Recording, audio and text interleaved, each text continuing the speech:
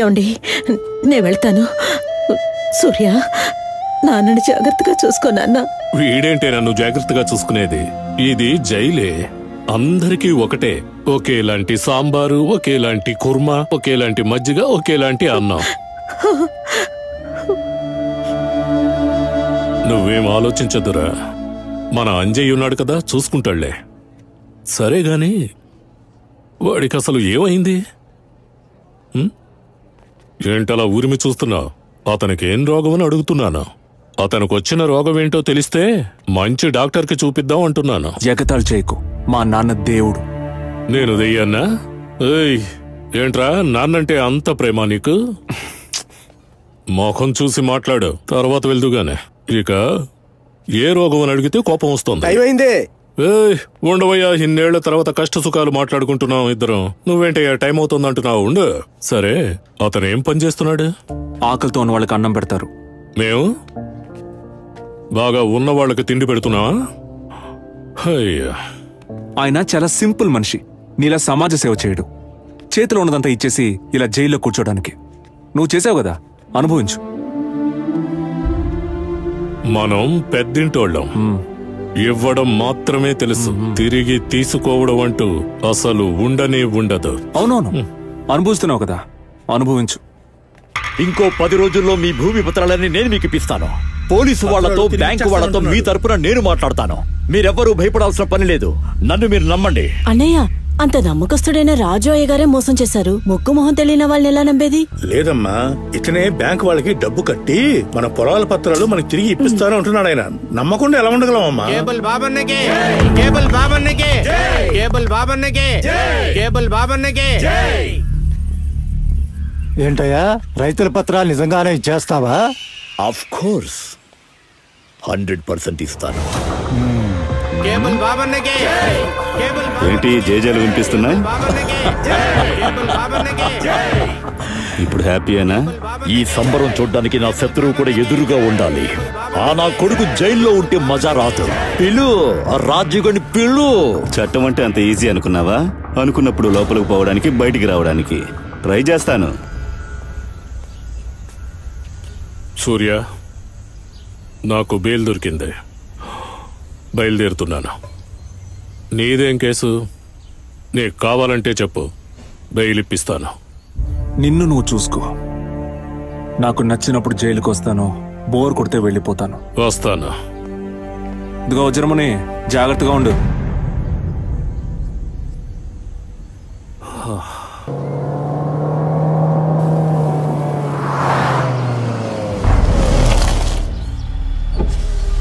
మీరు ఇలా చేస్తారనుకోలేదు రాజీవయ్య గారు. ఎంత గుడ్డిగా నమ్మేమండి మిమ్మల్ని. మీకు మర్యాద ఇవ్వడం అనవసరం. పనికి రాని యదవనాయాల, నా మర్యాద గురించి నీకేం తెలుసురా? పోన్రా అవతలకి. అంజయ్య, తోటలోకి పోనీ. ఎందుకయ్యా? ఈ ఊళ్ళో నేను కాలు పెట్టనురా. పోనీ, బండి పోనిమ్మంటున్నాను. సూర్య, మొండి పట్టు పట్టుకురా. మీ నాన్నగారు ఇంకా ఇంటికి రాలేదు. మీ నాన్న తోటింటికి వెళ్ళిపోయాడు. నువ్వు ఈ ఊళ్ళో ఉంటానంటున్నావు. నీ కళ్ళారు చూసావు కదా ఏమేం జరిగిందని. ఇదేం బాగోలేదు. సూర్య, అంతగా పిలుస్తున్నారు కదా, పద ఊరికి వెళ్దాం. నీకు తెలుసంటే ఆ రాజు ఎవరో నీకు తెలుసా? వాడొక రౌడీనే. అయ్యో సూర్య, మీ నాన్నగారి గౌరవాన్ని ఇప్పుడు ఎవరు కాపాడతారా?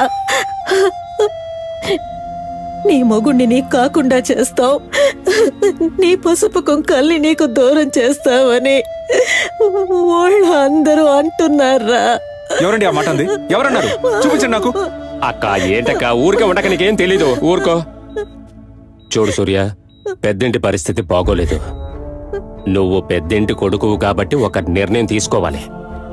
పెద్దింటి అబ్బాయివయ్యా నువ్వు. అది నీ బాధ్యతరా. నువ్వు తెలివైన వాడివి. ఏంటలా చూస్తున్నావు? నోరు మూసుకుని వెళ్ళరా. సర్లేండి, మా నాన్న హాస్పిటల్లో చేర్చారుగా, ఆ రుణం ఉంది. ఎలాగోలా కష్టపడి ఆ డబ్బులు తిరిగి చేస్తాను. ఇప్పుడు ఎందుకు నాన్న? నేను మీతో వస్తాను. నేను పెద్దింటి బిడ్డనని ఎవ్వరికీ తెలియకూడదు. అలాగే అలాగే. నేను ఊరికి వస్తాను. కానీ ఆ రాజు ఇంట్లో మాత్రం అడుగు పెట్టను. ఏమిటి విడాలా? చాలక వస్తానన్నాడుగా. మీ ఆయనకి ఏం కాదు.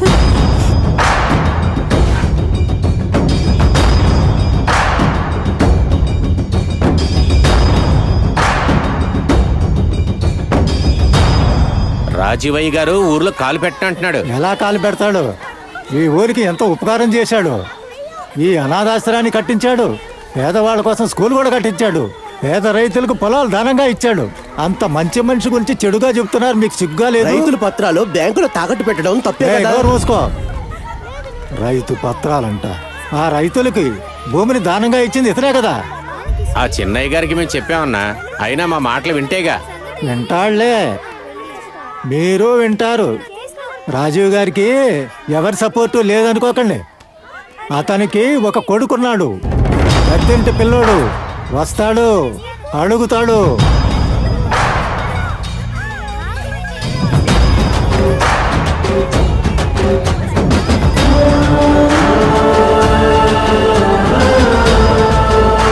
ఈసారి మన ఊరి జాతర జరిపించబోయేవారు మన బాబు గారు, అలాగే పెద్దింటి అబ్బాయి కృష్ణ గారు. ఇంట్లో నీ పిల్లం పక్కన పడుకున్నా బయటికి లాక్కొచ్చి మరీ తంతాను, జాగ్రత్త. మీరందరూ నా మీద పెట్టుకున్న విశ్వాసానికి నేను సాధించి చూపిస్తాను.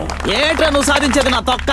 ఈసారి జరగబోయే జాతరకి మీరెవ్వరూ ₹1 కూడా ఖర్చు పెట్టనక్కర్లేదు. ఏంటి ఖర్చు పెట్టదంటున్నావు? గుద్దానంటే కడుపులో ఉన్న పేగులు మొత్తం బయటకు వస్తాయి. నువ్వు ఎక్కడున్నావురా?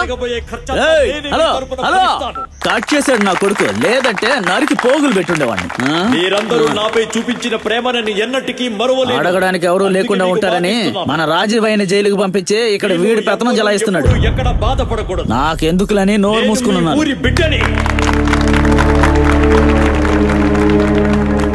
ఈ జాతరలో రథోత్సవం చెయ్యాలంటే దానికి సంబంధించిన నగలన్నీ పెద్దింటి రాజీవ్ గారింట్లోనే ఉన్నాయి. అవి ఆయన ఇస్తేనే వీలవుతుంది.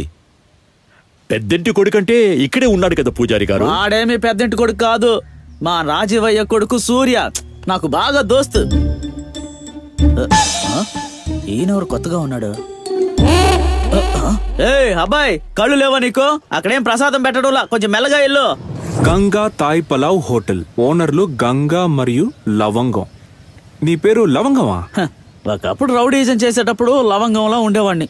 కొద్ది రోజులు గడిచాక వెటకారంగా మధ్యలో వాదేసేసి లంగా లంగా అని పిలుస్తున్నారు. ఇక్కడ లంగా అంటేనే ఫేమస్ లేండి సార్. రౌడీ? అవును సార్. నువ్వు?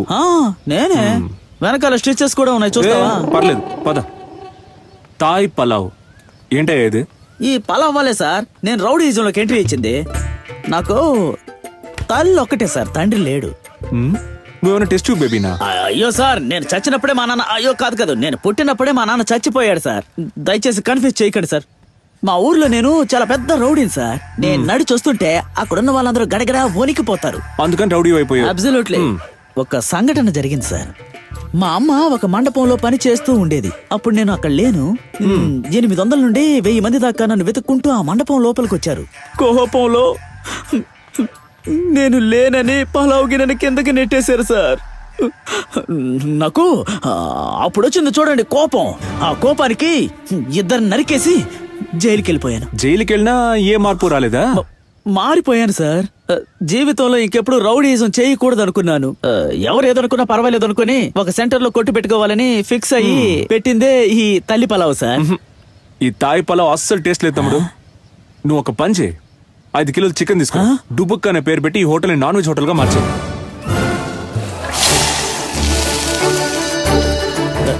ఏంటి సార్ ఈ రేంజ్ కి బిర్యానీ చేశారు? టేస్ట్ చేసి చూడు, బాగుందా? Sir super sir. ఎక్కడ నేర్చుకున్నారు సార్ ఇలా చేయడం? ఇలాంటి బిర్యానీ తిని ఎన్ని సంవత్సరాలు అయ్యిందో. ఇన్ని రోజులుగా తల్లి పలావ్ అంటూ చండాలంగా వండి అమ్మాను సార్. రేపటి నుంచి ఒక 4 రోజులు వచ్చి 10 నిమిషాల నుండి బిర్యానీ వండడం నేర్పించండి సార్. సూపర్ గా ఉంది సార్. దీనికి ఒక పేరు పెట్టాలి. రాగిని బిర్యానీ సెంటర్ అని పెట్టనా? ఈ హోటల్ ఓపెన్ చేయడానికి డబ్బులు ఎవరు ఇచ్చారా నీకు? మా పెద్ద ఆయన రాజీవయ్య గారు. ఆయన పేరు పెట్టు. సార్ బిర్యానీకి ఆయన పేరా? పెట్రా, పెద్దింటి బిర్యానీ కొట్టు అని పేరు పెట్టు. ఎవడు చదువుతాడో నేను చూసుకుంటా. సరే సార్. ఒక బిర్యానీని ఎంత కమ్మాలి సార్? పాపం తమ్ముడు, పేదోళ్ళు చూసుకొని రేటు ఫిక్స్ చేయి. 350 కమ్మనా? అందులోంచి 100 తీసి.